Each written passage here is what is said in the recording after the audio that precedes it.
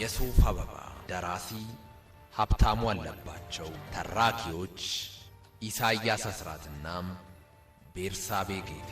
የሱፍ አበባ በክፍል 25 ኢያፓ ውስጥ እየተካሄደ ያለው ፖለቲካዊ እንቅስቃሴ እና አላምራውን እያበሳጨ በጥያቄ እንዲሞሉ አድርጓቸዋል።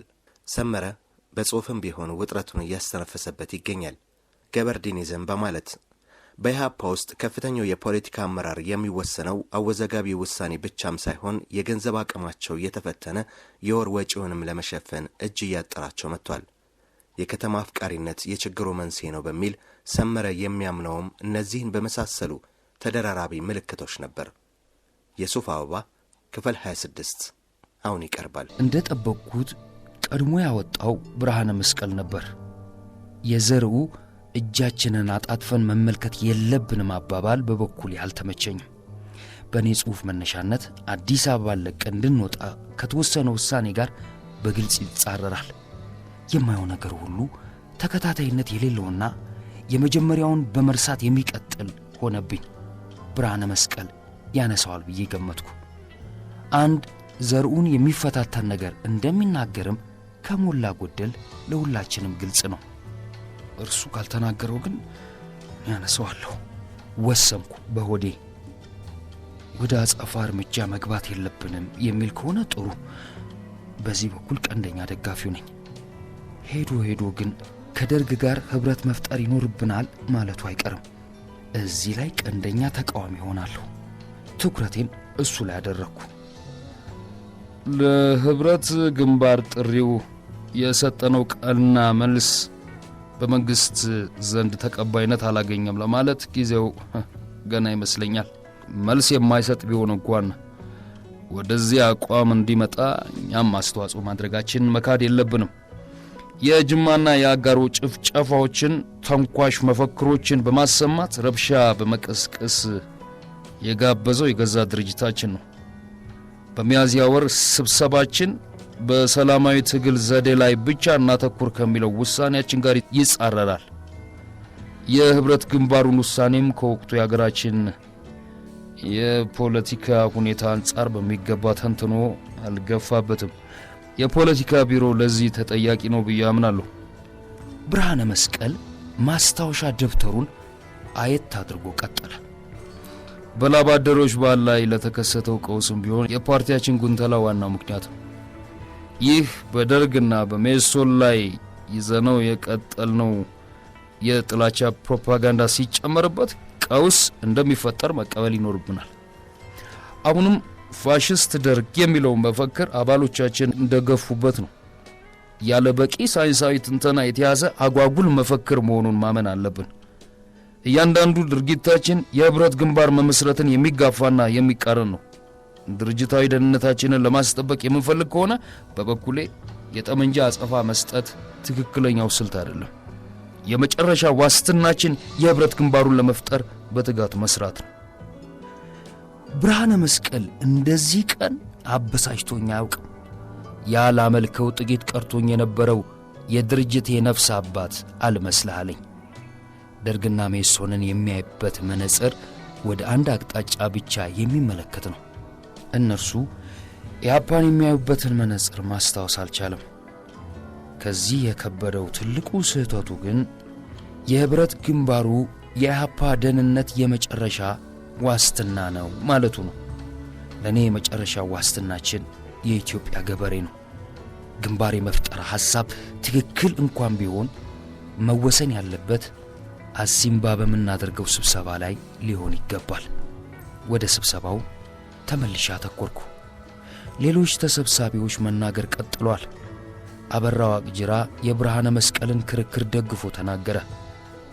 በበኩሌ ሁለት ነገሮችን ተገንዝቤያለሁ። በአንድ በኩል በድርጅታችን ላይ ጥቃት እየተፈጸመ ነው።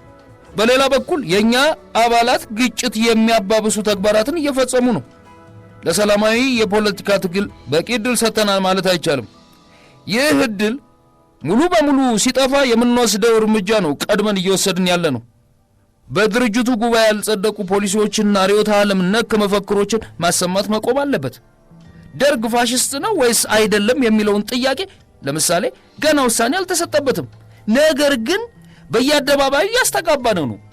ከሌሎች የትንኮሳ ተግባራትም መቆጠብ አለብን። ይህ ትዕግስት እንጂ ሽንፈት አይደለም። ሌሎችም የህብረት ግንባር ምስረታ ጥረቱ ትኩረት ሊሰጥ ይገባላሉ። ሁሉም ተናጋሪዎች በጣም በተራቀቁ የብርሃነ መስቀልና የዘሩ ሐሳቦች መካከል ሚዛን ለመፍጠር ሲጥሩ አስተዋልኩ። በሁለቱ መሪዎች መካከል እየጠነከረ የመጣው መካረር ግን አሳሰበኝ። ሌላ እኛ የማናውቀው የግል ምክንያት ይኖራቸው ይሆን?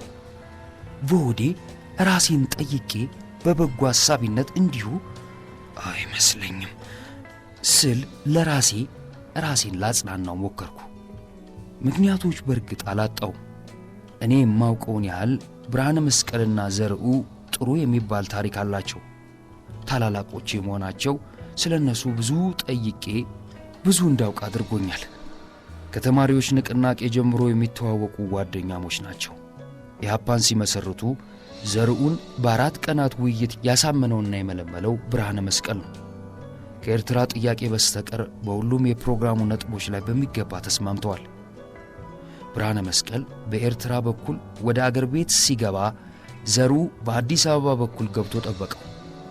የከተማውን መዋቅር በመዘርጋት በኩል ዘርኡ ብዙ ለፍቷል። ከዚህ በኋላ በአካል የተገናኙት በኢህአድ ሁለተኛ ጉባኤ ላይ በ1967 ዓ.ም ክረምት ላይ ነው። እዚህ ነጥብ ላይ ስደርስ እኔም ወገቤን አልኩ። ይህን ሁሉ ከተጓዙ በኋላ ኢህአፓ አሁን ትልቅ ድርጅት ሲሆን እንዲህ እያናቆራቸው ያለው መተት ምንድን ነው? ሌሎች ነገሩ ያልጣማቸው ተሰብሳቢዎች በየበኩላቸው አንስተውት ይሆናል ብዬ የምገምተው ጥያቄ ነው።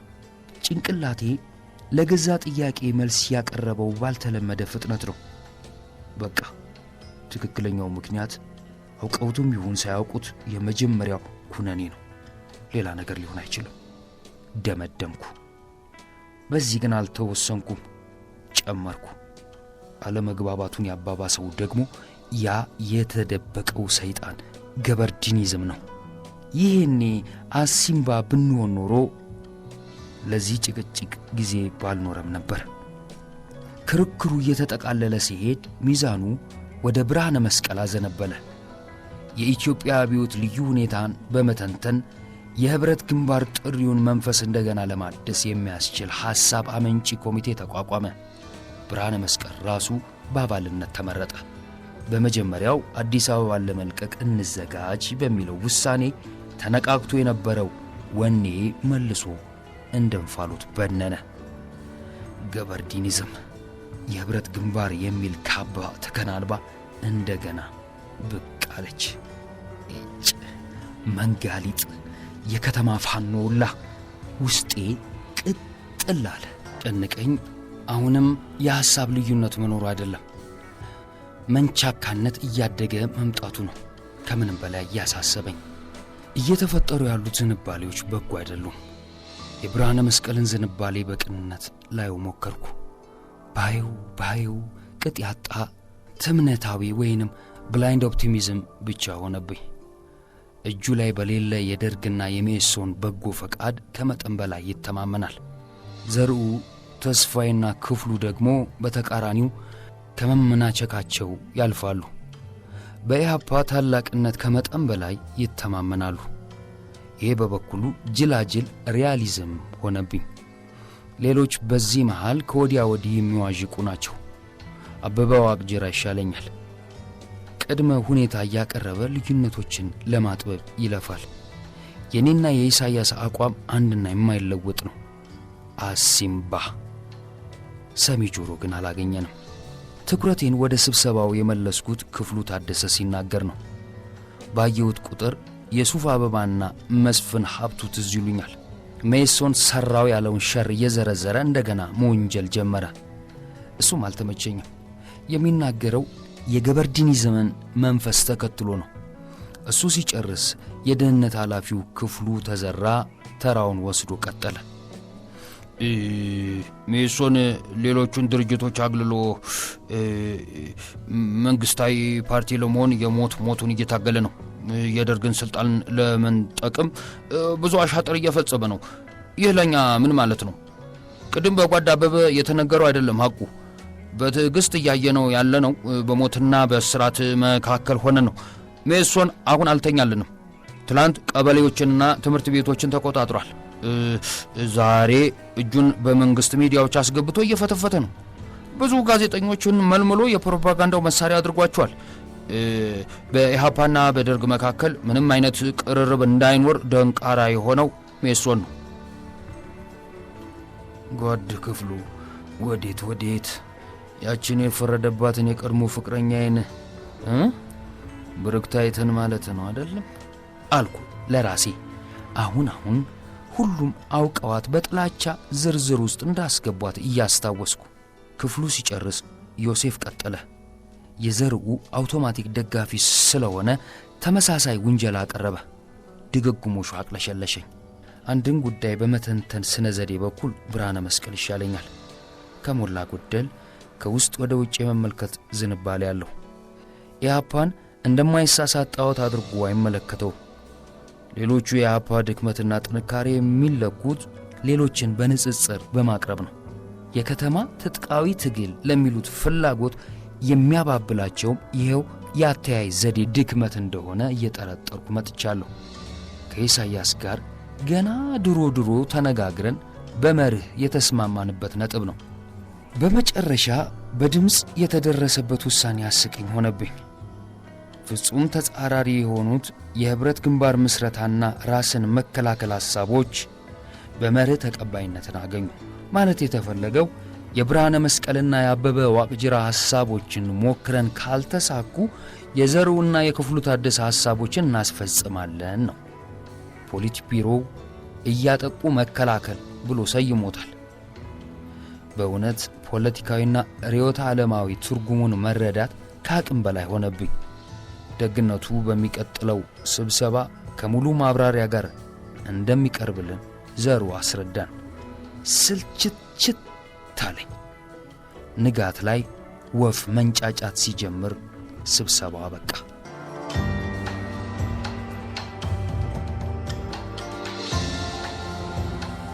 ከአንድ ሳምንት በኋላ ኢሳያስ ቢሮዬ ቁጭ እንዳልኩ መጣ። በጣም ደክሞታል። ተቃቅፈን ተሳስመን ወደ ቤት ሊሄድ ሲል ከዘሩ ጋር መገናኘቱን ነገረኝ። ነገ በንጋት ወደ ወልዲያን ጉዞ እንድትጀምር ብሎሃል። አልተከፋውም። ጊዜ ሳላጠፋ መንፈሴ ለጉዞ ዝግጅት አነሳሳሁት። እንዲያውም የፖለቲካ ቢሮው በድርጅቱ ውስጥ ከነዛው የሽብር አየር ገለል ብዬ መቆየት የሚችልበት እድል እንደሰጠኝ ቆጠርኩት። ይሱ እንዳስረዳኝ ከሆነ ያሰ የወልዲያን ባንክ ለመዝረፍ ሞክሮ ተልእኮ በሽንፈት ተጠናቋል። ይህ ለምን ሆነ? ለዚህ ጥያቄ መልስ ፍለጋና ለሌሎች አንዳንድ ስራዎች ነው የሚሄደው። ከይሱ ጋር ለጨዋታ የሚሆን ጊዜ እንኳን አልነበረንም። እውር በጓሮ ሸፈተ ብሎኝ ለመሳሳቅ እንኳን አልቻልንም። የምታሳስበኝ ቢታንያ ናት።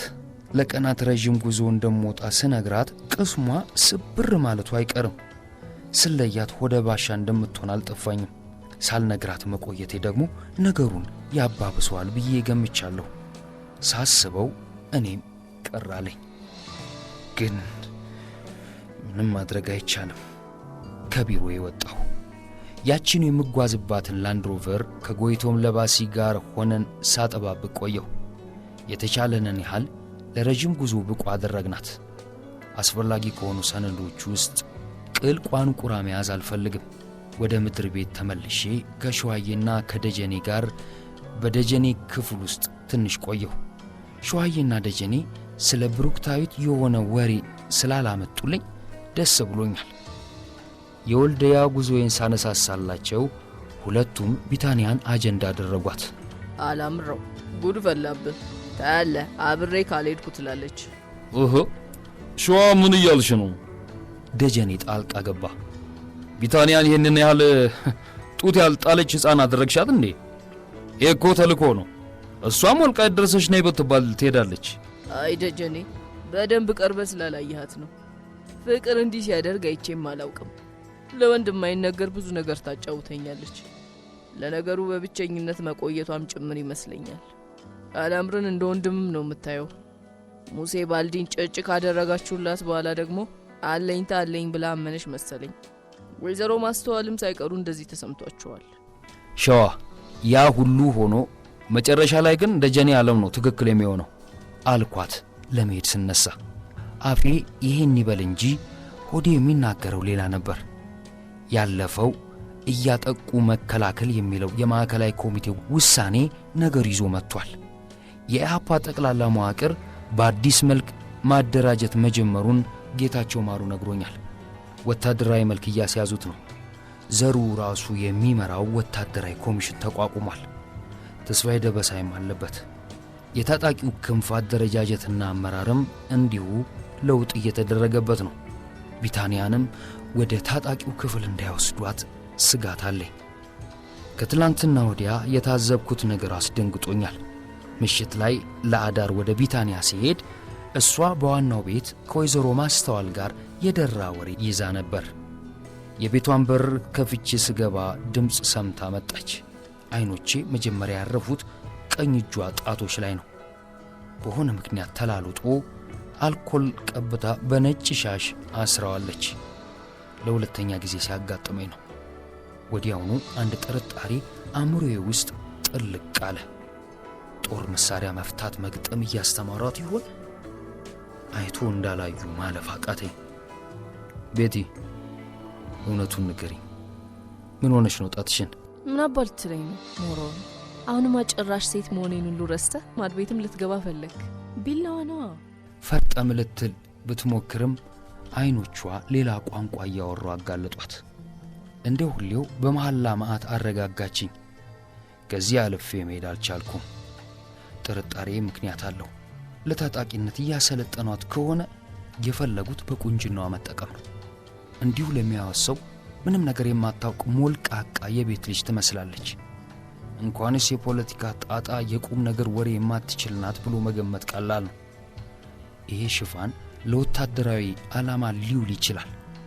ከስዩም ከበደና ከፍቅሬ ዘርጋው ጋር መገናኘቷ ትዝ ሲለኝ ደግሞ ባሰብኝ። ይህ ከሆነ ለእኔ መርዶ ነው። ምን ይሻለኛል? ጭንቅ አለኝ። ደንቡን ተከትዬ ሰውነቴን ታጠብኩ። ቱታዬን አውልቄ ቢታንያ የፍቅር ልብስ የምትላቸውን ልብሶቼን ለበስኩ። የሚይዛቸውን ነገሮች በትንሽ ሻንጣ ይዤ በደህንነት መስኮት በኩል ወጣሁ። ዳግላስ ቅልብልብ ብሎ ጅራቱን እየቆላ አሳለፈኝ። ቢታንያ አልጋዋ ላይ ጋደም ብላ መጽሐፍ ታነባለች። ጸጉሯን በቀጭኑ ተጎንጉናና የተረፈው ጀርባዋ ላይ አርፏል። እንደዚህ ተሰርታ አይቻት አላውቅም። የውብ ውብ ሆናለች። ሌላ ሰው መስላ ታየችኝ። ቤትዬ ጸጉርሽን ምንድነው ያደረግሽው? ሻንጣዬን ሶፋ ላይ ጣል አድርጌ አጠገቧ ሄጄ ስቀመጥ በመገረም ጠየኳት። ወይኔ ጉዴ፣ አስጠልቶ ነው? ደንገጥ ብላ መጽሐፏን ካጠፈች በኋላ ተነስታ ጭንቅላቷን ደባበሰች። ቤቲ እናትዬ እንኳን የኔውሽልኝ። ጥምጥም ብዬባት ትንፋሽ እስከምታጣ ድረስ ከንፈሮቿን ሳምኳቸው። ስንላቀቅ ታነበው የነበረውን መጽሐፍ ሰረቅ አድርጌ ያየሁት የሄነሪ ብላንክ የእስራት ዘመን በሀበሻ ምድር ተብሎ ወደ አማርኛ የተተረጎሙ መጽሐፍ የእንግሊዝኛ እትም ነበር። ሰሞኑን በኢትዮጵያ ታሪክ ላይ ጥምጥም ብላበታለች። ትንሽ ቆይተን ወደ ፍቅር ጨዋታችን አለፍን። የብላንክን መጽሐፍ ሳይ ሁሌም የሚመጣልኝ የቢታንያ አረፍተ ነገር በሆዴ ደገምኩት። አጭሩ የልጅነት ጊዜ እንደ ኢትዮጵያ ታሪክ በጸጸትና በቁጭት የተሞላ ነው። ትርጉሙን ልጠይቃት አልፈለኩም። መጽሐፉን ገፋ አድርጌ እንዳቀፍኳት አብረን ጋደም አለን። መልሼ መላልሼ ሳያት አሁንም ሌላ ሰው መሰለችኝ። ፊቷ ገጽ ላይ ከማውቀው ውበቷ አንድም የቀረ የለም። ወጥቶ ዝርግፍ ብሏል። አልፎ አልፎ ብቅ የሚለው ቅናቴ ሄድ መጣ አለ። እንደገና ሳምኳት። ነገ መንገደኛ መሆኔን እንዴት እንደምነግራት ሳስበው ሆዴ እርብሽ አለብኝ። ለጊዜው መሸሽ መረጥኩ። ስለ መጽሐፉ የሆነ ነገር ስትጠይቀኝ ቆየች። የማውቀውን ስመልስላት ቆይቼ በመሃሉ ድንገት ጥያቄ አነሳውላት። ማናት ግን የኔ ፍቅር እንደዚህ ጽጌረዳ ያስመሰለችሽ? ቢታንያ ትሙት እጇን ቁርጥማት አይንካው። መልስ ልሰጠኝ ቀና ብላ ስታይኝ የወይዘሮ ማስተዋል ድምፅ መጥቶ ጥልቅ አለ። ስሟን ጠርተው ቶሎ እንድትመጣላቸው አዘዟት። ለእኔ የሚሆን ጊዜ አላጣችም። ነገር ግን ጨርሶ ያልጠበቅኩት ግብረ መልስ ገጠመኝ። ጥያቄ ምን የረሳችው ነገር ትዝ እንዳሰኛት አላውቅም። ከበሩ ደርሳ ልትወጣ የነበረው ቀጥ ብላ ቆመች። አይኖቿ ድንገት ጉልጉል ብለው አፈጠጡብኝ። የፊቷ ቀለም ወዲያውኑ ድፍርስርስ ሲል ታየኝ። አይኖቿ የንዴት ጨረር ይተፋሉ። አንድ ችግር አለ አለችኝ ልቤ። ሆኖም በዚያች ቅጽበታዊ የጊዜ ነቁጥ ውስጥ ምንም ነገር መገመት አልቻልኩ። ነገሩ ከራሷ ይምጣ ብዬ በጸጥታ አየኋት። አንተ ደግሞ ረስቸው። ቆይ ሰምቼ ይልሃለሁ የምትለውን ሁሉ ቢታንያ ባንተ ጭንቀት የምትወዘወዝ መስሎሃል? አዲስ አበባን ጥዬልህ ልም እንደምልወቅ መጣሁ። አንላቀቃት። በሩን በርግዳው ወጥታ ሄደች። እየቀለደች እንዳልሆነ ገብቶኛል። ያልገባኝና መገመት ያቃተኝ እሷን አንስቼ ለማን ምን እንዳልኩ ነው። እስከምትመለስ ድረስ በነበሩት ጥቂት ደቂቃዎች ፍርድ ለመስማት ዳኛ ፊት የቆምኩ እስረኛ የሆንኩ መሰለኝ። አእምሮዬ ያልጎበኘው ቦታ፣ ያልፈተሸው ቤት፣ ያልጠራው ስም የለም። አንድም ነገር ጠባለልህ አለኝ። አንድ ብልጭ ያለልኝ ጥርጣሬ ቢኖር ብሩክታይት ነበረች።